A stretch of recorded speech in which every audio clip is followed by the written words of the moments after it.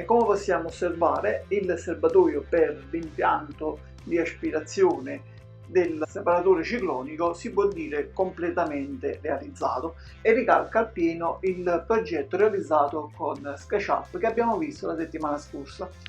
Come possiamo inoltre osservare, è stato anche installato la guarnizione per infissi, in questo caso è materiale spugnoso, che mi permette comunque una chiusura ermetica della porta che ho realizzato con delle chiusure a pressione. Ho provveduto anche a realizzare le due maniglie per la movimentazione con la stampante 3D.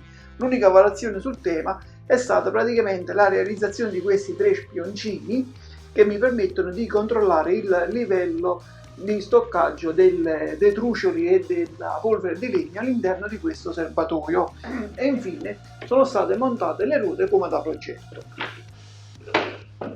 Manca ancora da realizzare il separatore ciclonico che verrà installato qua sopra e sarà comunque oggetto di un prossimo video. Bene, siamo giunti alla fine di questo progetto. Le solite raccomandazioni del caso: un bel like è cosa gradita, mi raccomando commenta e condividi, ma soprattutto iscriviti e spunta sulla campanellina tutte per ricevere gli aggiornamenti per i futuri video che comunque sono programmati per ogni venerdì alle ore 21.